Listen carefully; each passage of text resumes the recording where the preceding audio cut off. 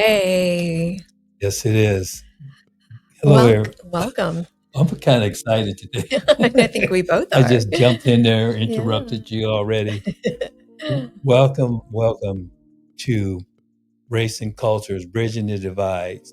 We are actually part of Race and Ethics Corporation. Yes. Yes, we are. And I'm Dr. Barry Staples. And I'm the lovely Jennifer Staples. Very lovely, I must say. We're so glad to be here today. This is a Saturday. Yes. And we're so glad that everybody's able to make it today. And yes, join us again for another episode that we're putting out today. My goodness, there's so Yes. many things happening out here in this world, Jennifer. Well, some of it's good and some of it's not so good. Not so good. And so I think, what are some of the good things that are happening? Let's start out with some good news. Well, we just found out that the Pope Leo had organized for what they call the National Immigration Day, where Refugee Day. yes, where he organized to have a lot of people, other popes, No, it's only one pope. Other priests. other priests, excuse me, Don't worry, she's so excited. That's what this is. other priests in other strategic areas, California. It was in San Diego. Yes. Well, actually, she's already gone like 2 episodes ahead. So yeah, but the Pope Leo the 14th from my hometown, and I'm just so proud, Chicagoland area, and I'm so proud of what he has done. Which it's kind of comforting to know that you had that on your mind, and I know we're going to even mention it today. But Pope Leo the 14th, I knew that he would be the one to try to bring some focus to this race and cultural wars, civil war. I used to tell people that we are in a cold civil war. Oh, it's getting heated up though, hon. It's not so cold anymore, Yeah. but it's really very sad that here we are. This is not 1860 or 1861. This is 2025. And the things that are going on are just extremely hard to even fathom as happening.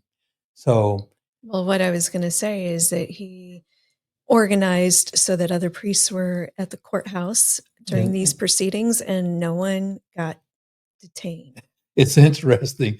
They all ice left. It was great. I was explaining to my wife, it was almost like Moses parting the Red Sea. Exactly. They just, they scattered. I think ice scattered like cockroaches, like they are.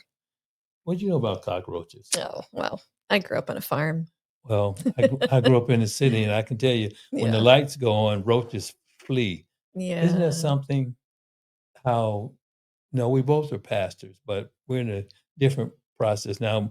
But we always have Christ centered in everything that we do. And that's actually part of why we are doing Race and Cultures Bridging the Divides, because it is truly important that we're to love thy neighbors, we love thyself. We are to do those. We talk about that when we're doing our ministry, but it fits every day. Ministry just isn't on Sunday. It's every day of the week. It's every day. Talk to me, somebody.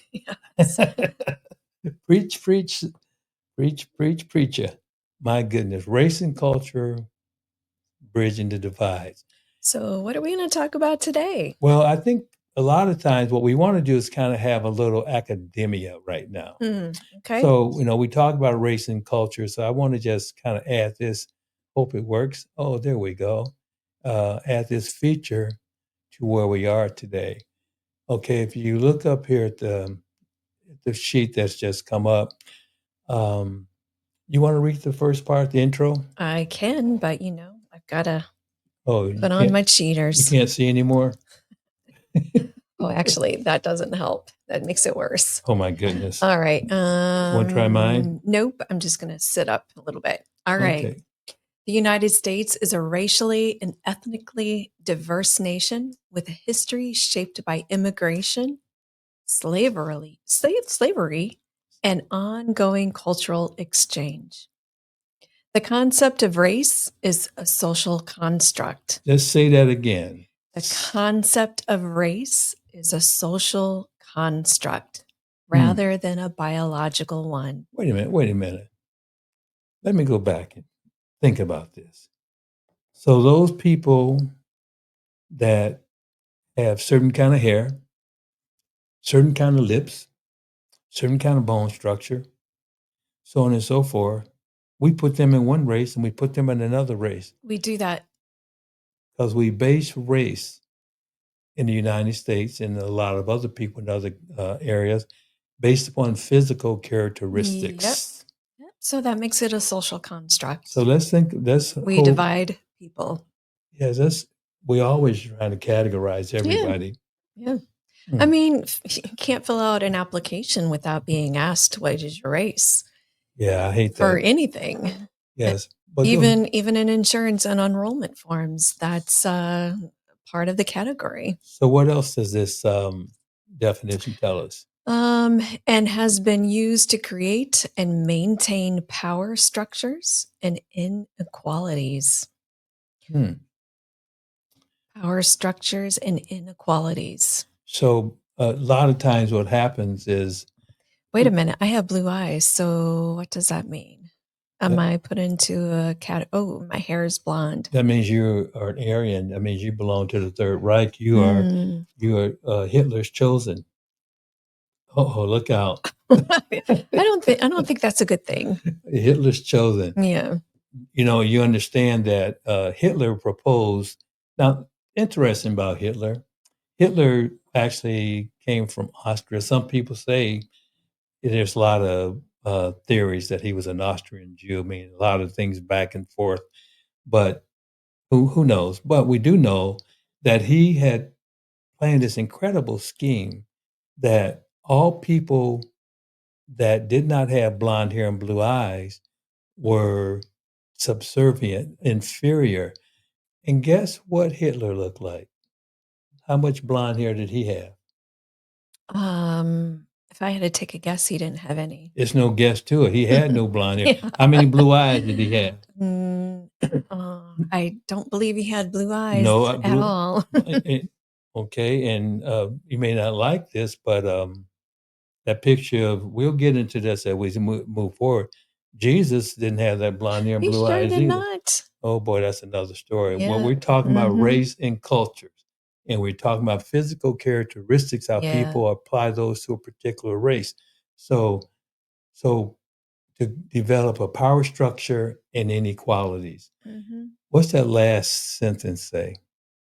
While diversity is seen as a positive attribute by many, some Americans also express concerns about the impact of a changing racial and ethnic makeup on American values and culture. Now, that is kind of like a very ambiguous approach. We are experiencing, we kind of alluded to this in our last episode about DEI, diversity, equity, and inclusion. And here again, we come up with diversity is seen as a positive attribute. Right. Why not be diverse? Why not be with someone who may not look like you? Well, and why are Americans concerned about the impact of it? Well, is it not a good thing? There's I have it here with me. Is it because if you look differently, talk differently, you may not think the same as me, and therefore you're a threat? Well, there's a book. I don't have it here with me, the name, but it's called White Fragility. You hear a lot of people talk about how people, and then Roland Martin wrote a book called White Fear. This is so sad because if we look at the construct in America, we talk about race and we talk about culture, we can't hem and haw around the bush about it. This country was founded on the principles that the person in power was going to be the white male. My buddy and mentor, good friend of mine, for years we were together, Reverend Dr. C.T. Vivian, we talked a lot about this whole concept of social constructs and racial constructs, that is. Mhm. And if you think of a pyramid, at the top of the pyramid, we have the white male. Below the white male is the white female. And below the white female on this pyramid is the black male. Below the black male is the um, black female. Right. Then there's another bottom rung of of the pyramid. It's called the endangered species. That's the black males between ages of say 19 to 32. Uh, when you look into the prison population, and even I worked in a prison before, and I've seen the disparity where 85% of inmates are Black, and then Hispanics and Asians began to populate prison systems. But when you look at that whole bottom rung, that's what it's all about. Right. You hear about the pipeline from schoolyard to prison yard. So when we talk about race and we talk about diversity, a lot of people have a lot of fear about the power structure, and the fastest growing and the largest quote minority, I hate that term, minority majority population in this country is the Hispanic culture. Mhm. And so what we're going to be talking about throughout all of our episodes, some things may overlap, some episodes may overlap. We're going to be talking about these kind of disproportionate kind of pictures. So we are looking at what exactly is the diverse population. So and the next thing I'm going to read to you, the U.S. population is composed of various racial and ethnic groups, including white, Black or African American, Hispanic or Latino, Asian, and American Indian or Alaska Native. Now, I'm going to digress a little bit. You know how I digress, don't you? Yeah. I A didn't say lot? I didn't say regress or undress. All right. Oops. But the terms throw me off sometimes. I do not use the term African American to apply to myself. I've always, I'm talking about Black. As we move along, I'll show a video how Smokey Bill Robinson talks about being Black. African American is not a term that people look at me and I just look at the term as being Black because I've never been to Africa. I know that on my father's side, on the west coast of Africa, is where my heritage comes from. But I'm Yeah. just I'm Black. So it's interesting that you bring that up because my heritage is Irish and German. Okay. And I mean, that's where all my ancestors came from. So I'm here in this country because they migrated to this country. So why would I not be categorized Well, as they were immigrants.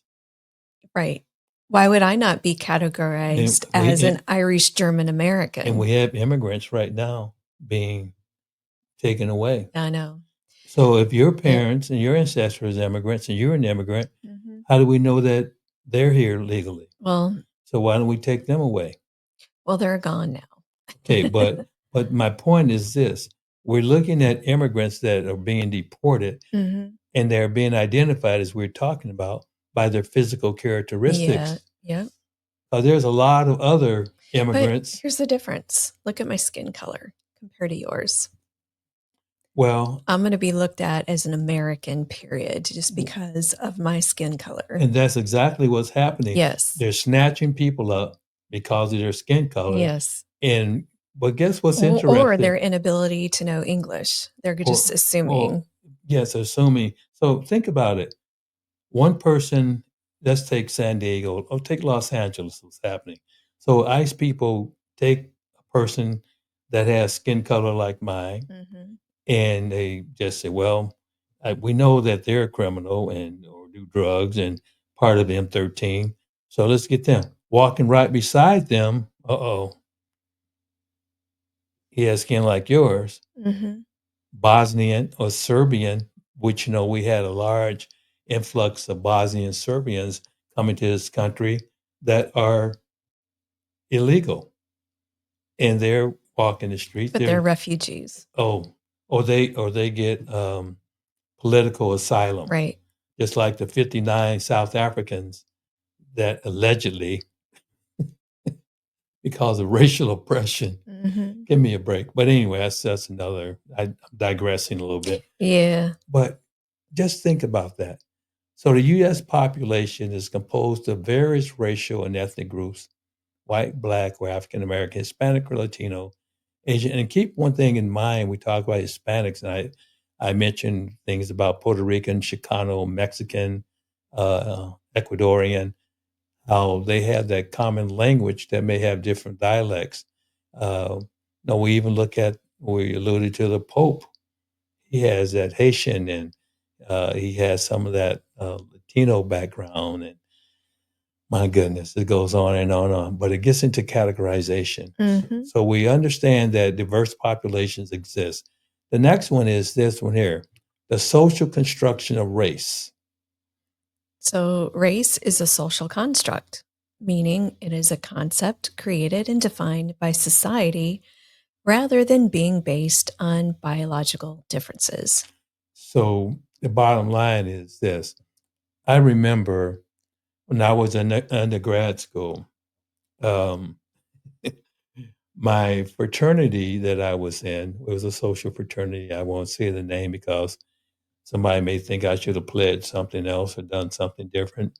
But I wasn't all into the quote Greek, that's what it's called, the Greek society things. And when you're in school, you have to, I remember first time I heard the term lavaliered was what the women do, the sororities. They get lavaliered and they're going to be in love and all that stuff to get their MRS degree, as I digress. Anyway, but I remember in my fraternity, which was a co-ed fraternity, but it took the name fraternity instead of sorority, no dominance again. Move right along. And I remember we decided we were going to, take a break from studying. And so we decided to go dancing. Yeah, drop it like it's hot back in the day. So we're lighting up and there, this is they card you, you pull out your driver's license. So my fraternity brother was 4 shades darker than I am, and I'm not exaggerating, but he had good hair. Good hair. Okay. Some of y'all out there may not understand this, but he had good hair. In other words, his hair was good, That's what good hair means. Good hair. So. And I'll tell you another story about hair as we move along. So he pulled out his driver's license to show, and I look at it. And I look at that category. They have a category in your driver's license, R for race. And I looked at his, and it said W for white. Oh. I looked at him. There ain't no way that man would be considered white. He was from India. He's my fraternity brother. But he had good hair. He had fine features with this. He had a straighter nose. Bone structure was. So, but back then, how did they categorize people, either white or black? Well, the definition is that under the Caucasoid group, they have what we call more simian features. And I don't want to get into a lot of operational definitions, but finer features, finer hair, okay, thinner bones, those kind of things. So based upon his physical characteristics, he was classified as that. I had another coworker worked in the school district, and she was actually from Lebanon, and the same thing. She was my complexion, and she was listed that way. And I can go more and more into those kinds of things. It depends on the categorization that people want to put you in. Right. So it's a social construct. Carlton Kuhn often talked about how he's a social psychologist, how you can go in this country and tap someone on their shoulder and look at them, and not tell what race they belong to, Yeah. because someone may decide they want to be whatever race they want. Mhm. Um, it- that's why I look at the term culture as being more significant than race. So honestly, if you think about it, I'm I c thinking about it. I could define myself as African American. The reason why I say that is because we all originated from Africa. Out of Tanzania, if we look at Yes. biblically, if we look through the Bible, the book of Genesis, but that's another study. And so, It's yeah, just interesting when you come across those questions on forums. I always stop and look at it like, okay, well, my skin isn't white, it's peach. There's no Caucasian. It's either you're white or you're black okay. or For you're example, Hispanic or I'm not. you're white with no Hispanic. Well, let me show you. So this paper, let me put it up to you. Oh no, you And definitely not that white. nope. And this here is black. No, you're definitely I not call black. myself black. How do I look, honey? You look brown, Reddish brown. reddish brown. You look You, good. talk to me, somebody. Anyhow, You want to get married? uh, So anyway, so it's so amazing how we want to yeah, categorize I everybody know. into these groups. If if I okay, if I grew up in a white household and I ascribe to that culture, Hmm. the white dominant culture, and I look like the way I look, why can't I call myself white? Well, because society doesn't look at that. They look at your facial features, your That's bone structure, and most importantly, your skin color. that goes, and then we get into adaptations, and we have words. We'll talk more about ethnophilisms, categories of words that get put in. Hmm. Um, we won't have enough time today, but it gets pretty intense. Okay, here we What is go. that? Immigration and Im- cultural oh exchange. boy, let me say something about this. So you read here, immigration has been a major factor in shaping the cultural landscape of the U.S. There's a lady that's in the harbor in New York somewhere said, "Bring us your tired, where your humble masses." And it goes on. We'll have an episode on that as we move forward with Sister Lazarus that came up with that. That's another story.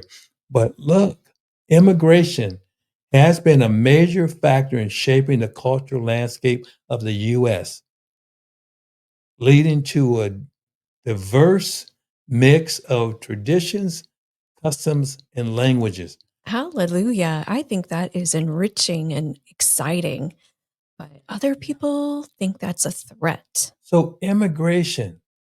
Now we have to look at, what's being identified as people that they're going to target are those people that are coming from those countries that, let me stick with Cuba, for example. A lot of people back in the 60s when Senior Castro was in charge, Cuba is a communist country. A lot of stories I could tell you. I have a personal experience from a friend of mine that worked with me when I was teaching at this one college, who escaped Castro's Cuba. Hmm. And back then it was called the Freedom Flotilla. People would jump into the ocean, the Atlantic Ocean, to try to find their way to Florida, to the Keys. It's only 90 miles to 90 miles. Key West. We've been to that point. Yeah, the most southern We point of the United States. we went to and we stood and took pictures with our wonderful friends. I'm just going to say, we love you, Carrie and Chris. Or should I say Chris and Carrie? You just said it. It's cool. They were with us. We were 90 miles away.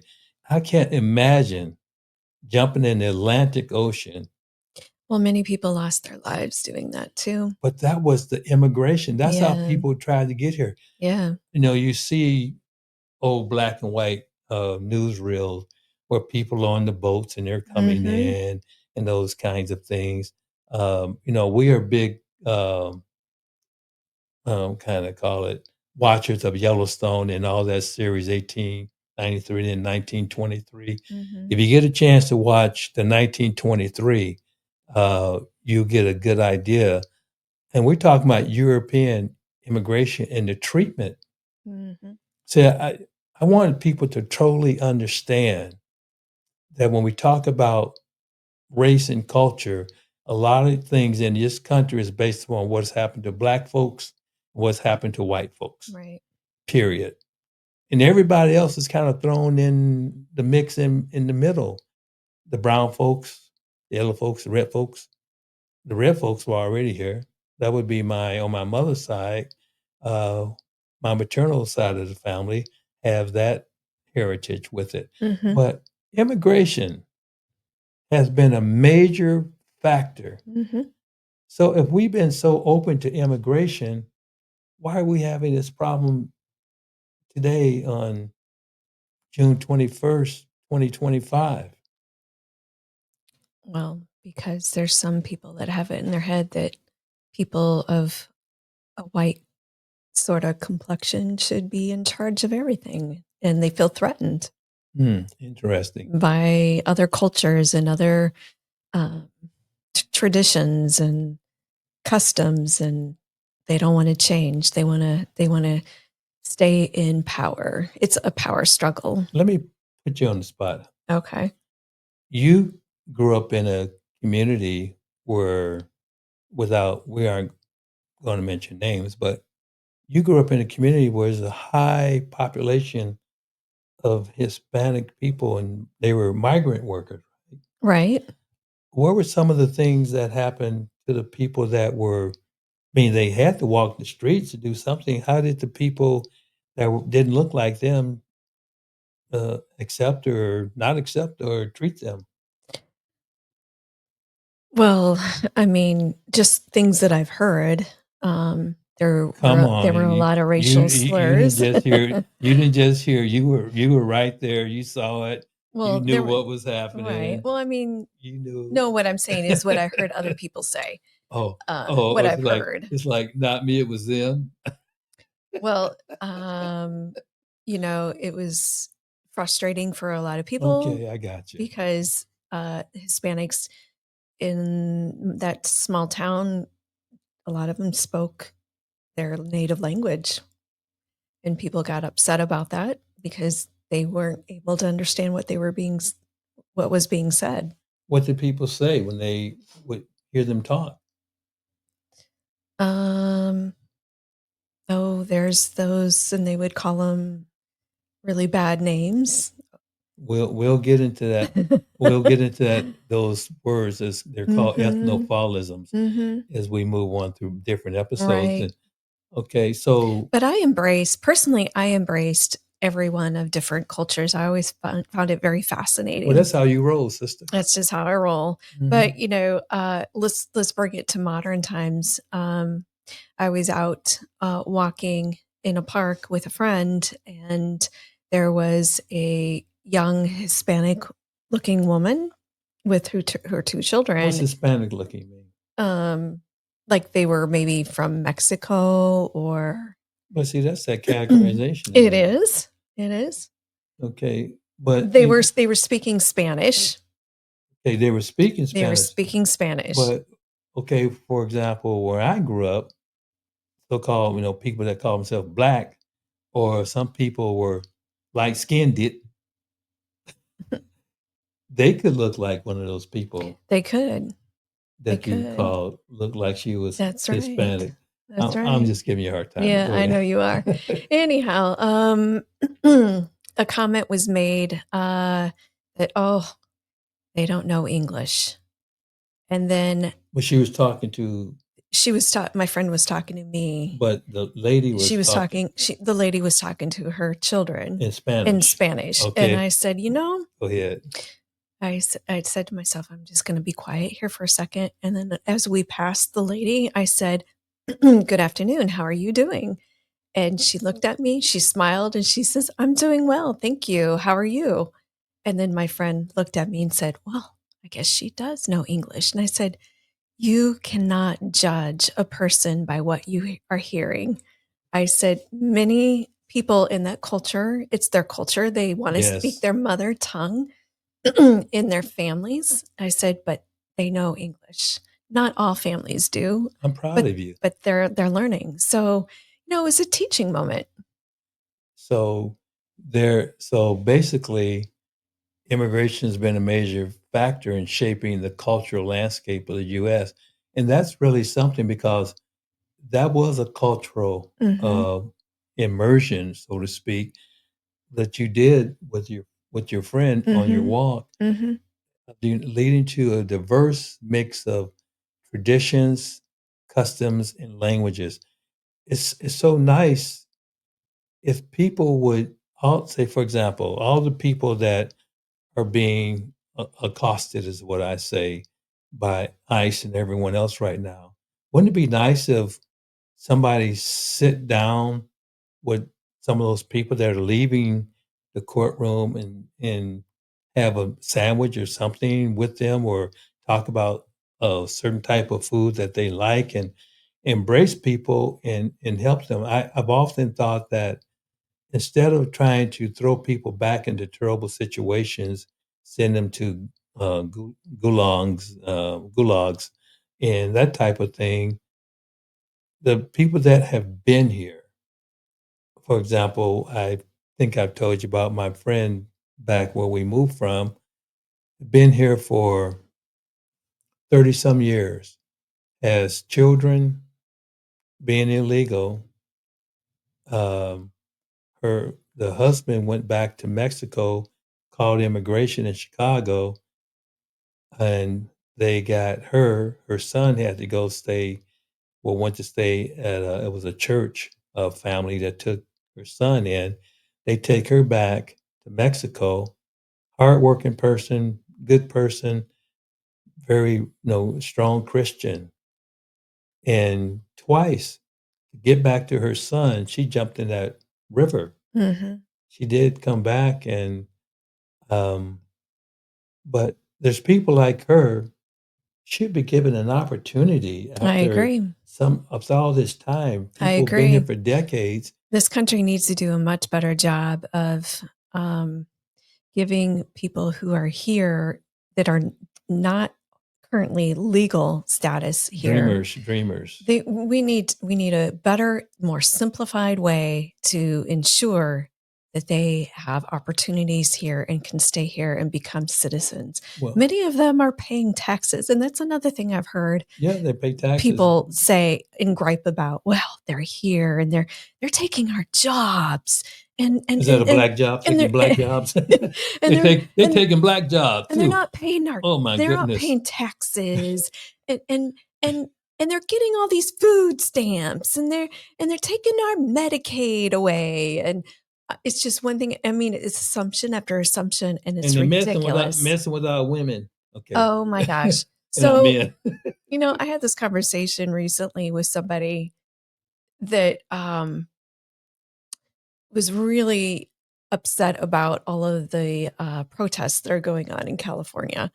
And the person said it basically, it wasn't the protests, it was the rioting and the looting going on. And I said, you know what? I agree. I said the rioting and looting is ridiculous. There's no rioting.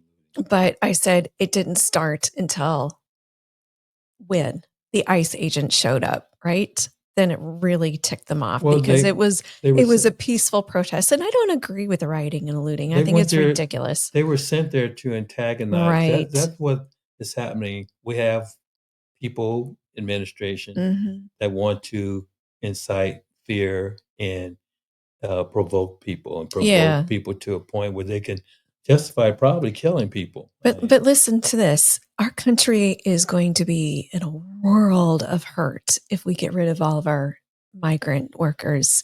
If we just detain them and deport them, Yes. who is going to go out in the fields, in the hot fields, and do that kind of work? See, Sorry, the white people don't want those jobs. well, this brother not going out there.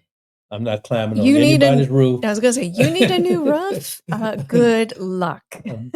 And that's not being stereotypical, it's being It's being factual real. because it shows the ability of a certain group of people that are willing to do work Yes. that other people can't or willing to do. It's And many phenomenal. times at a lot less Oh man, rate than what other to people get you paid. know, to I mean, I I, I don't know. I embrace. I've always embraced, and you have too, Mhm. especially the Hispanic culture. Mhm. We just love the exchange. Just like it's really interesting. The Black culture and Hispanic culture are so similar Yeah. that family is so important. Family and showing love is so important from those two Mhm. cultures. I'm a strong part of the Black culture. I don't care who I'm married to, and we talk about this all the time.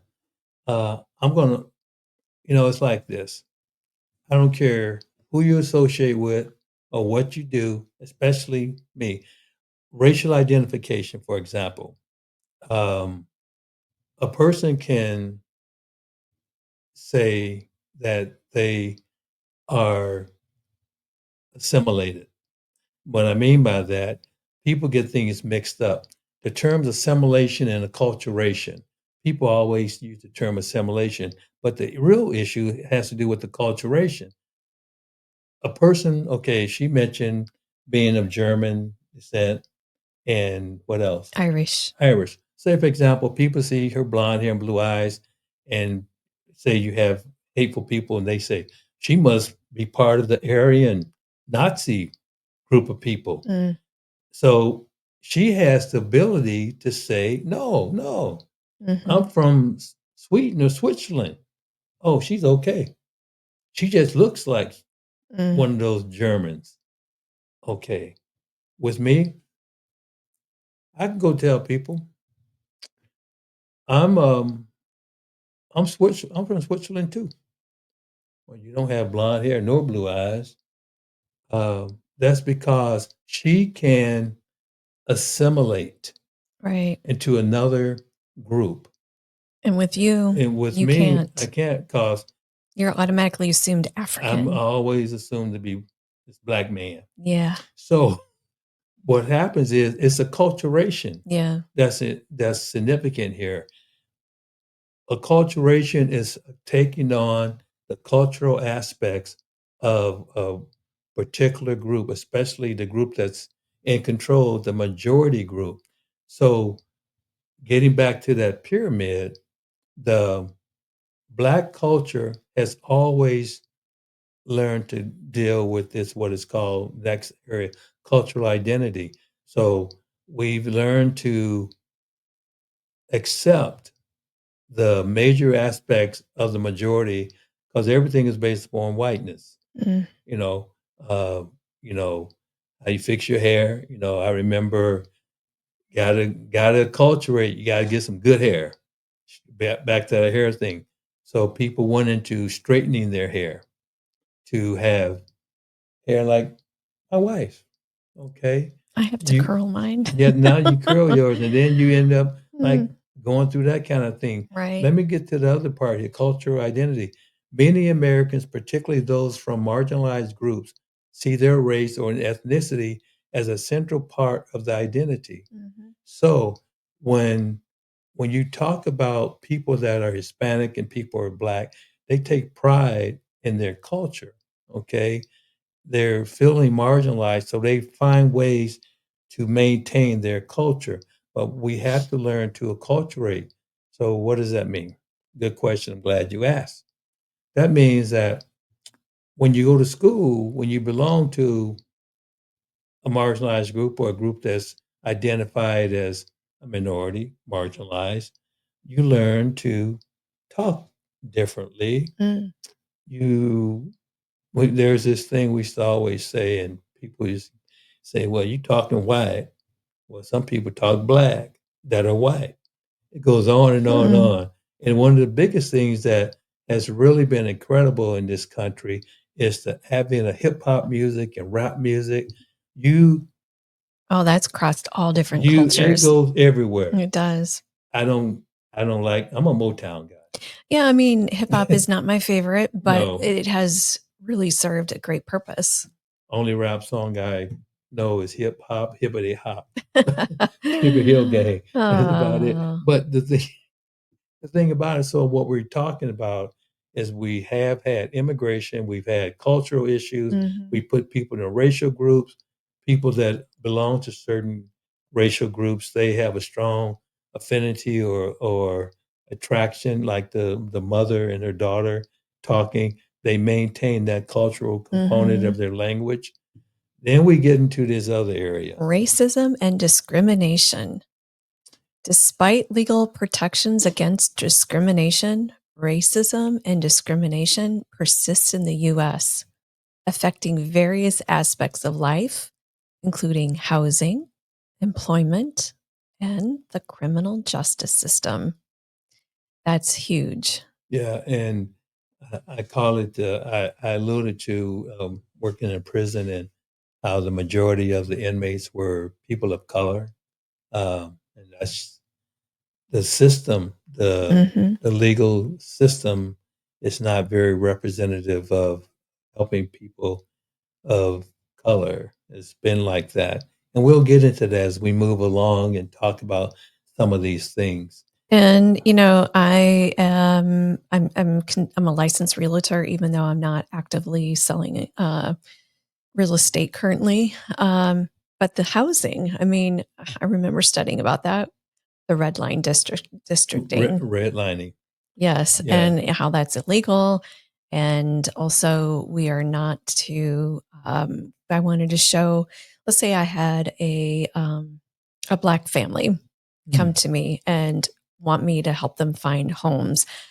I have to show them homes from all different areas. I can't just say, "Oh, well, let me show you this area of town where you're going to feel more comfortable," meaning that there's black people that live there. That's Yeah. illegal. Yeah. However, it still goes It on. still goes It's still on. going on, and there's another. We'll talk as we move along about gentrification Yeah. and how there's a section in the cities in Chicago where where a lot of them were considered quote the black community. Well, property and taxes got so out of control they couldn't even afford to stay there. So the Mhm. white population started moving back in, getting those properties, and the people that had once lived there, they're like trying to find a place to stay. So there's a lot of Mhm. issues that we'll get into. We just really wanted to go through some operational definitions today. We'll repeat some of this as time goes on, no matter what. We will dive deep into Dive some of deep into it. these. But here's the interesting. When we talk about racism and discrimination, it crosses over to our perception of diversity. While most Americans see a racially and ethnically mixed population as a positive, um, some express concerns about the prospect of a majority non-white population weakening American culture. Oh, well, what is American culture? Let's define that. Yeah. So, and that's where we have, and then we get into the whole things about white Christian nationalism, and we get into all these things. Gets back to this that part of perception diversity Mm, gets into the area I mentioned earlier about white fear. So so interesting. The US is a nation. this is a summation of it all. The US is a nation characterized by racial and ethnic diversity, Yes. shaped by immigration, slavery, and ongoing cultural exchange. Race, once again, everyone, is a social construct with significant historical and social implications, influencing power dynamics, identity, experiences of discrimination.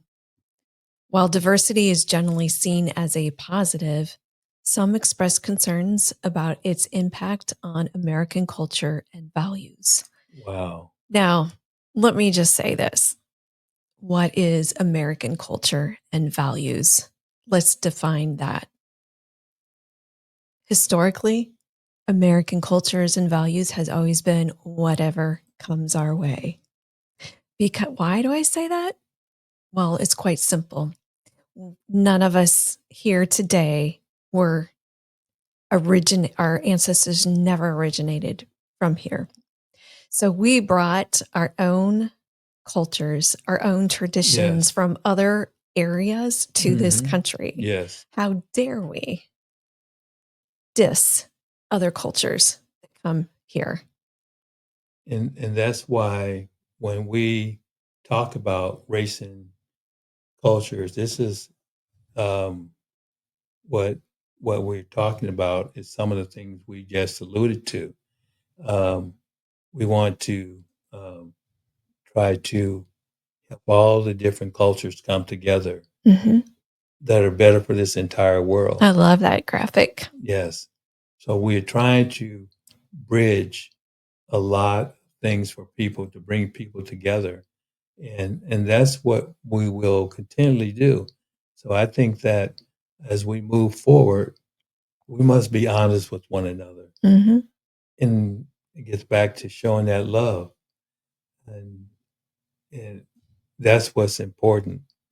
How do we love one another? How do we go about continually showing that love?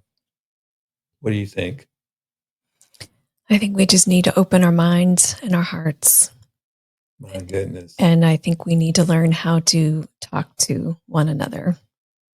You're gonna make me start crying in a minute. Yeah, you know what? I think a good thing to say as we're leaving, go find someone who looks differently than you, talks differently than you, walks differently than you, and strike up a conversation. Maybe just go break some bread together.